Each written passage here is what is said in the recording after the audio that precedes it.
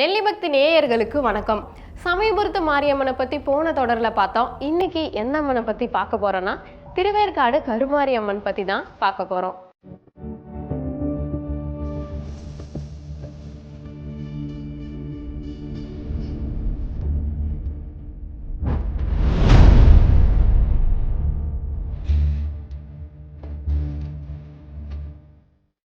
துன்பத்துல இருக்க தன்னோட பக்தர்களை காக்க உருமாறி வந்து காப்பவள் தான் தேவி ஸ்ரீ கருமாரியம்மன்.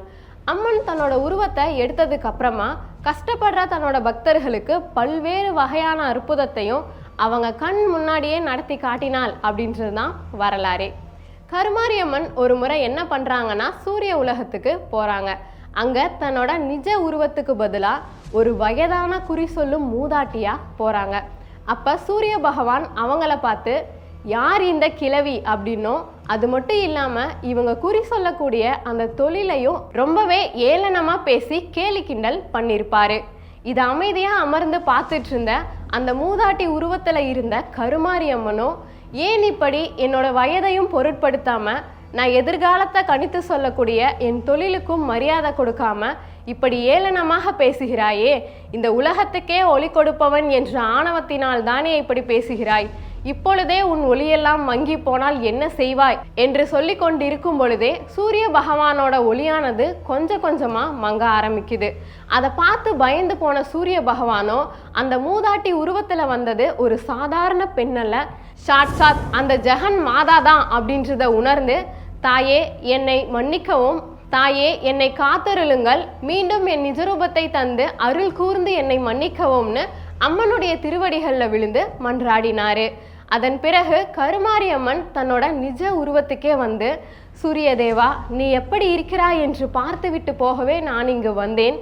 எப்பொழுதும் யாரும் அவருடைய உருவத்தில் வந்தால்தான் அவர்களை மதிக்க வேண்டும் என்பதல்ல, ஒன்றை மட்டும் நினைவில் வைத்துக்கொள், எப்பொழுதும் யாரும் ஒருவருடைய உருவத்தை எள்ளி நடையாடக்கூடாது, பெரியோர் சிறியோர் என்று மரியாதை குறைவாக அவர்களை நடத்தக்கூடாது, இனிமேலாவது நீ இந்த நீதிகளை கடைபிடித்து வாழ வேண்டும் என்பதற்காகவும் எல்லோரும் உள்ளத்தினை தூய்மையாக வைத்து கொள்ள வேண்டும், எனவே நீயும் உன் உள்ளத்தினை தூய்மையாக வைத்து கொள்ள வேண்டும் என்பதற்காகவே நான் இங்கு வந்தேன் என்று அம்மன் சொல்ல, அதன் பிறகு சூரிய பகவான் அம்மனுடைய திருவடிகளில் விழுந்து, தாயே என்னை மன்னிக்கவும், இனிமேல் இது மாதிரியான தவறுகளை நான் எப்பொழுதும் செய்ய மாட்டேன், அதற்கு அடையாளமாக ஆண்டின் 2 முறை என்னுடைய சூரிய ஒளி உங்களின் சிரசு மீது பட்டு அதன் மூலம் நான் உங்களை வணங்குகிறேன் என்று உலக மக்கள் தெரிந்து கொள்ளட்டும், அதற்கு வரம் தந்து நீங்கள் காத்தருள வேண்டும்னு அம்மனுடைய திருவடிகளில் விழுந்து வேண்டிக்கிறாரு.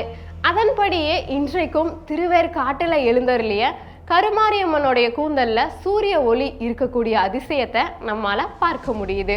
இந்த நிகழ்வு புரட்டாசி மாதத்திலையும் பங்குனி மாதத்திலையும் நடைபெறுகிறது. சரி, இப்படிப்பட்ட திருவேற்காட்டில் கருமாரியம்மன் எதற்காக வந்தால் தெரியுமா?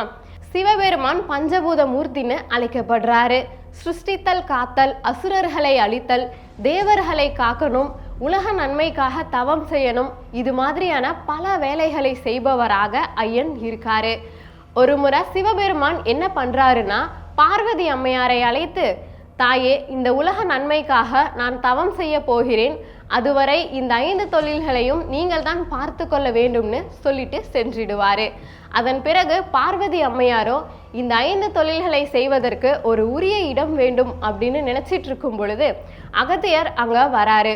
அகத்தியர்கிட்ட, அகத்தியரே இந்த 5 தொழில்களை செய்வதற்கும் நான் தவம் செய்வதற்கும் ஒரு உரிய இடம் வேண்டும் என்று கேட்கும் பொழுது அப்பொழுது அகத்தியர் காட்டிய இடம்தான் இந்த திருவேற்காடு. திருமகளே வந்து குடியேறியதால திருவேற்காடுன்னு அழைக்கப்படுது. ஏற்கனவே இறைவனும் இறைவியும் இங்க வந்து அவருக்கு தரிசனம் தந்ததையும் சொல்லி, தாயே நான் உங்கள் திருக்கல்யாண கோலத்தை காண வேண்டும் என்று உங்களிடம் வேண்டி இருந்தேன், அதன் காரணமாக நீங்களும் தம்பதி சமேதராக வந்து எனக்கு அருள் தந்து சென்றீர்கள், எனவே இந்த 5 தொழில்களையும் நீங்கள் இங்கேயே தங்கி செய்து கொள்ளலாம் என்று சொல்ல, அம்மன் அதன் பிறகு திருவேற்காட்டில் வந்து அமர்ந்தாள். இந்த திருவேற்காடு கருமாரியம்மன் கோவில்ல குழந்தை வரம் கேட்டு வருபவர்கள்லாம் கரும்பு தொட்டில் கட்டி வேண்டிக் கொள்வது வழக்கமாக பார்க்கப்படுகிறது. இங்க ஞாயிற்றுக்கிழமை ரொம்பவே விசேஷமான நாளா பார்க்கப்படுது.